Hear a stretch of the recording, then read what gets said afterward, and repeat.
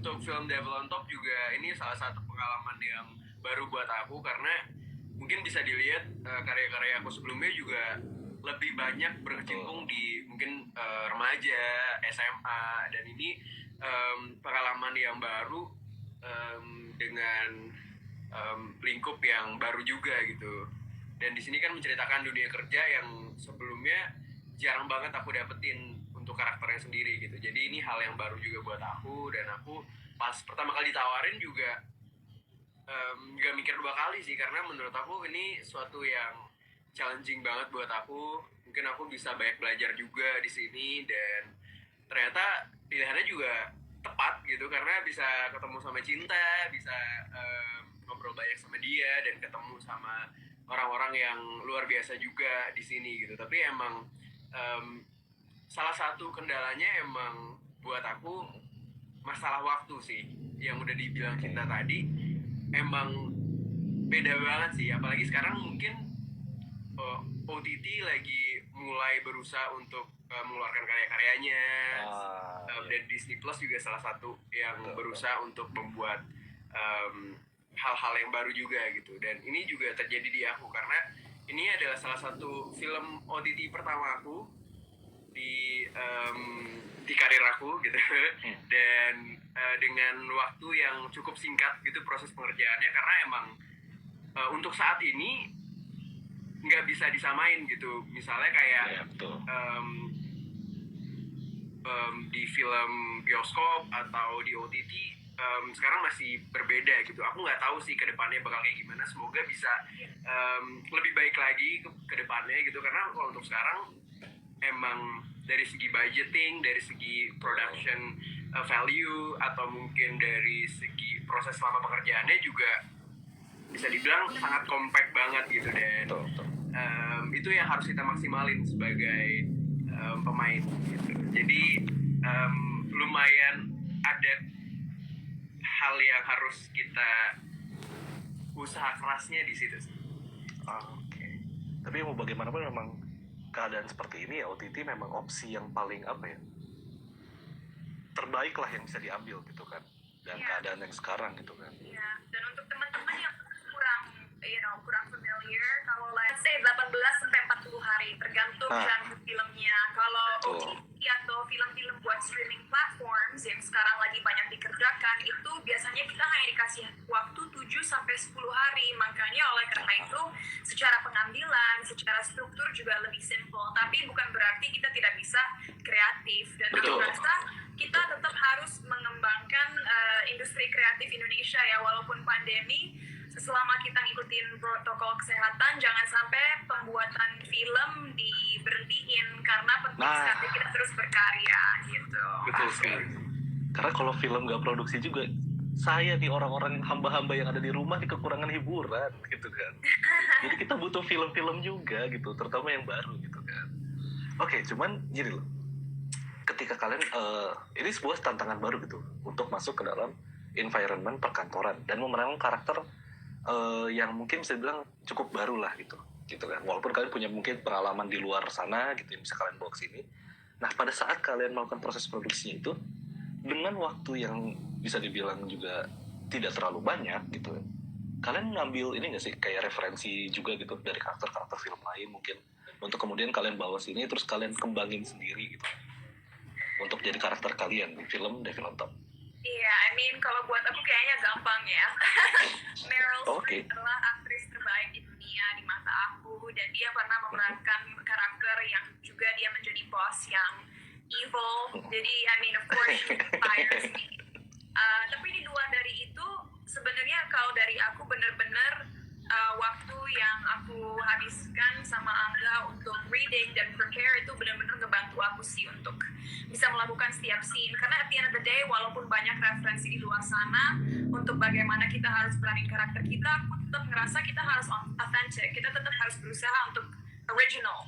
Jangan copy paste dari orang lain. So with me and Angga, aku berusaha untuk membuat koneksi yang authentic, yang original, dan seperti aku bilang tadi, surreal dan believable mungkin. Karena itu yang terpenting dalam dunia film, aku rasa.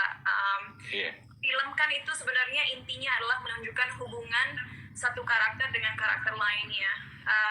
Di luar dari itu hanya accessory. Misalnya ada scene action atau drama, itu hanya aksesori dalam sebuah film. Tapi yang terpenting adalah koneksi dan hubungan antar manusia.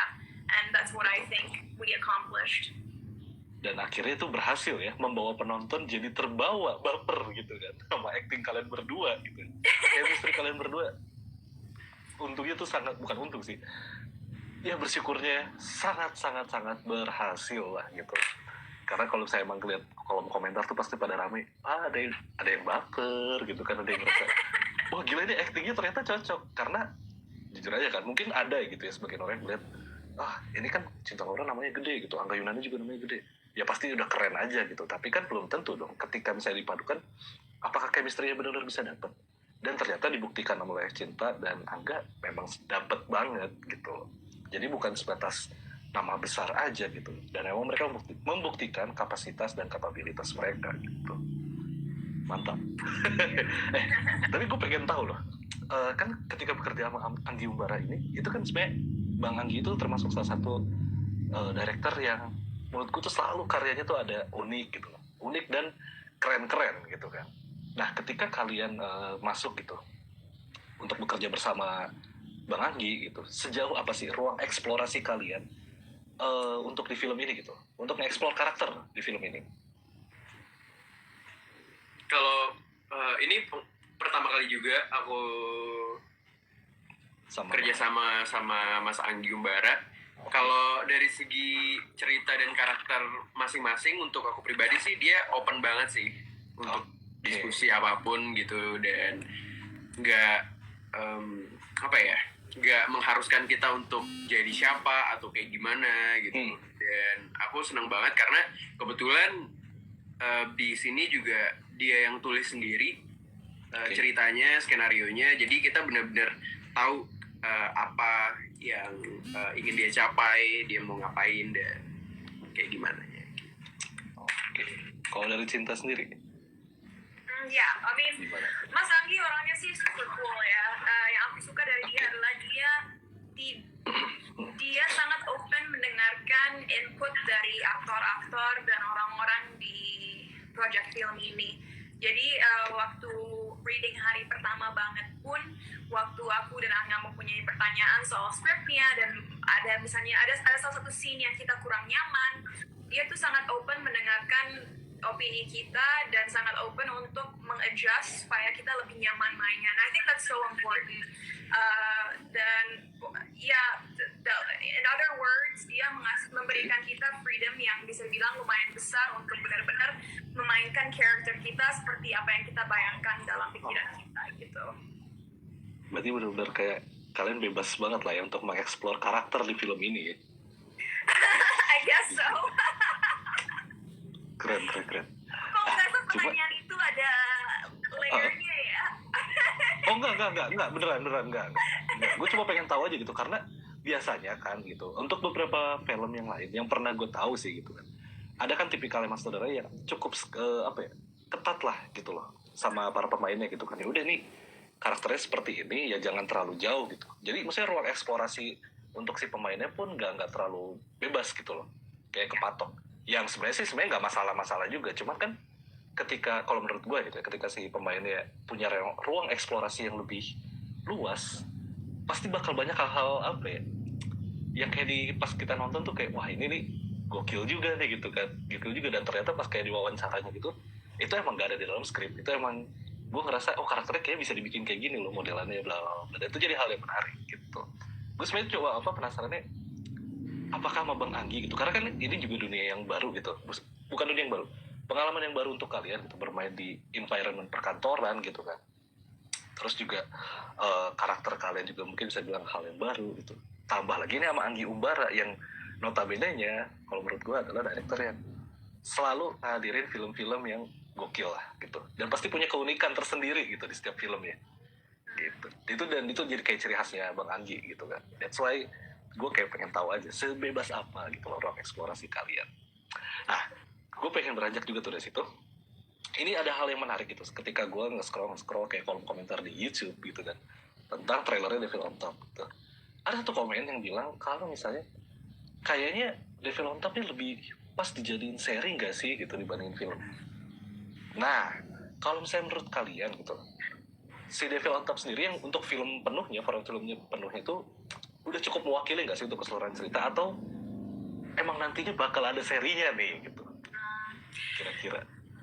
Kalau itu sih kayaknya aku sama Angga nggak bisa jawab ya, harus tanya Emmy dan juga Disney Plus Hotstar. Tapi lagi-lagi kita kan dari tadi udah bilang bahwa Devil on Top ini emang film khusus buat streaming platform, yaitu Disney Plus Hotstar. Jadi aku rasa kalau di masa depan kita diberi kesempatan untuk bikin Devil on Top lagi, tapi untuk layar lebar, dimana ceritanya dikembangin lagi, waktunya ditambahin lagi, I mean that would be amazing. Kalau dibikin series pun lagi-lagi kalau